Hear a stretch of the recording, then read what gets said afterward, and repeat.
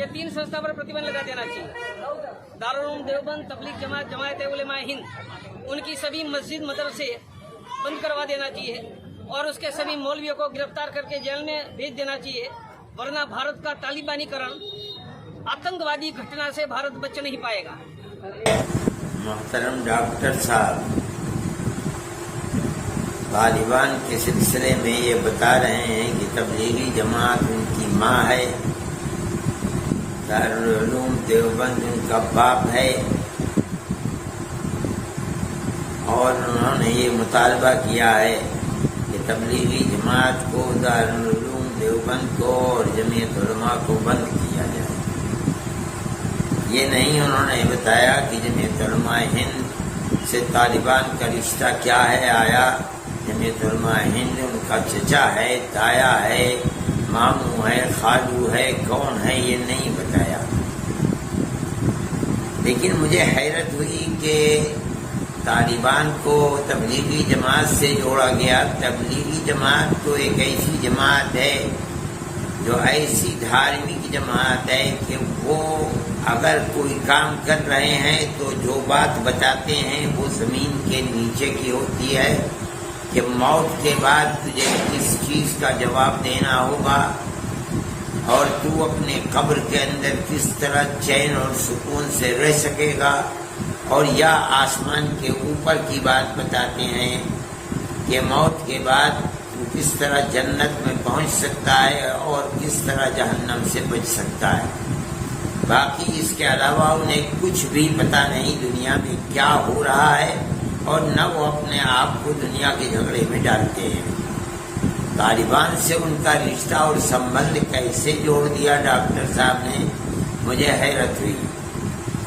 दूसरी बात यह है कि दारुल उलूम देवबंद को ये कहते हैं कि बंद कर दिया जाए।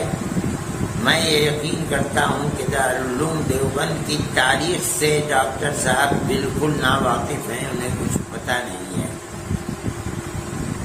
मैं बताता हूँ कि दारुल उलूम देवबंद तो सन 1866 में जब बना है, जब 1857 का जिहाद जिसमें हिंदू और मुसलमान दोनों शरीक थे उसमें नाकामी हो गई, और ख़ास तौर पर जो मुसलमानों के मुजाहिद थे और जंग कर रहे थे गुलामी के खिलाफ, उनको चुन चुन कर दिल्ली के अंदर फांसी दे दी गई। 33,000 उलमा को दिल्ली के अंदर कत्ल किया गया, और लाल किले से लेकर के जामे मस्जिद तक जो दरख्त थे उन पर उनको लटका दिया गया। उसके बाद दारुल उलूम देवबंद को बनाया गया। दारुल उलूम देवबंद के बड़े बड़े सपूतों ने लोहा लिया है अंग्रेजी हुकूमत का। डॉक्टर साहब नहीं जानते कि हजरत शेखुल हिंद मौलाना महमूद हसन यहीं से पढ़ कर के निकले थे, जिनको मिस्टर मिस्टन ये कहा करता था कि अगर शेखुल हिंद को जलाकर राख कर दिया जाए तो उसकी राख से भी अंग्रेज की दुश्मनी की बू आएगी। वो आदमी ऐसा है कि जो माल्टा की जेल तक पहुंच गया और अंग्रेज ने गिरफ्तार करके उनको 7 समंदर पार वहां भेज दिया। माल्टा की जेल के अंदर शेखुल हिंद गए और 4 साल रहे। वो दारुल उलूम देवबंद से पैदा हुए थे। माल्टा की जेल में मौलाना उज़ैर गुल गए, वो दारुल उलूम देवबंद से पैदा हुए थे। हकीम नुसरत हुसैन गाजीपुर के थे, वो गए, वो दारुल उलूम देवबंद के तालिब इल्म थे, और ऐसे तालिब इल्म थे कि वो वहीं मर गए और वहीं उनकी कब्र है माल्टा के अंदर। उनसे अंग्रेज ने कहा जब बीमारी लंबी हुई कि हम आपको माफ कर देंगे, आप जाए अपने वतन में। उन्होंने कहा कि मुझे मरना मंजूर है, अपने वतन की जिंदगी मंजूर नहीं है कि मैं अंग्रेज से माफी मांग करके यहाँ से जाऊँ। चुनाचे मर गए और वहीं दफन हो गए। मौलाना मदनी दारुल उलूम देवबंद के फारिग हैं, माल्टा की जेल में रहे। मौलाना वहीद अहमद देवबंद के फारिग हैं, माल्टा की जेल के अंदर रहे। ये दारुल उलूम देवबंद का किरदार है। दारुल उलूम देवबंद ने जिन लोगों को पैदा किया है, उन्होंने मुल्क की आज़ादी के लिए अपने आप को कुर्बान कर दिया है। मैं डॉक्टर साहब से पूछता हूँ कि आप दारुल उलूम देवबंद को बंद कराना चाहते हो, ये तो बताओ कि आपने इस मुल्क की आज़ादी के लिए और अंग्रेज की गुलामी की जंजीरों को तोड़ने के लिए کیا کردار ادا کیا ہے اور آپ کے پوروجوں نے کیا کردار ادا کیا ہے. زبان کی لپالپی تو بہت ہے. میں یہ سمجھتا ہوں کہ آپ کو یہ سمجھنا تو چاہیے، تاریخ کے اوراق کو، ورقوں کو پلٹنا تو چاہیے. آپ یہ تو دیکھیں کہ جن لوگوں نے ملک کی آزادی کے لیے اپنے آپ کو قربان کر دیا، 9 10 سال جیلوں کے اندر رہے. مولانا مدنی سہارنپور کی جیل میں رہے، مالٹا کی جیل میں رہے، مراد آباد کی جیل میں رہے، بریلی کی جیل میں رہے، نینی جیل الہ آباد میں رہے، سابرمتی جیل میں رہے، مولانا حفظ الرحمان جیلوں میں رہے. یہ سب کون تھے؟ کہ وہی تھے جن کو دارالعلوم دیوبند نے پیدا کیا تھا. آپ کوئی مثال پیش کریں، آپ یہ بتائیں کہ آپ نے کیا ملک کی آزادی کے لیے قربانی دی ہے. آزاد ملک آپ کو مل گیا اور آپ کو آگے بڑھا دیا گیا. آپ آگے بڑھ کر کے یہ بات کر رہے ہیں، مگر یہ بات حقیقت کے خلاف ہے. جمعیت علماء ہند، آپ نے یہ نہیں بتایا کہ طالبان کا رشتہ جمعیت علماء ہند سے کیا ہے. مولانا مدنی جمعیت علماء کے صدر تھے، تقریباً 10 سال انگریز کی جیل کے اندر رہے اور جمعیت علماء کے صدر. آج بھی جمعیت علماء کا ایک کردار ہے اور وہ یہ ہے کہ جمعیت علماء مذہب کی بنیاد پر 2 قومی نظریے کو نہیں مانتی. غلط ہے. اس ملک کے سب بسنے والے ایک ہی قوم ہیں. جمعیت علماء اس بنیاد کے اوپر جو کام کرتی ہے اس کام کے اندر ہندو مسلم کی کوئی تفریق نہیں ہوتی. ہم آج بھی کام کر رہے ہیں. ہم نے کیرلا کے اندر کام کیا. ایک مکان 4 لاکھ روپئے کا بنا ہے. ہم نے ان مکانوں کے اندر کچھ نہیں دیکھا.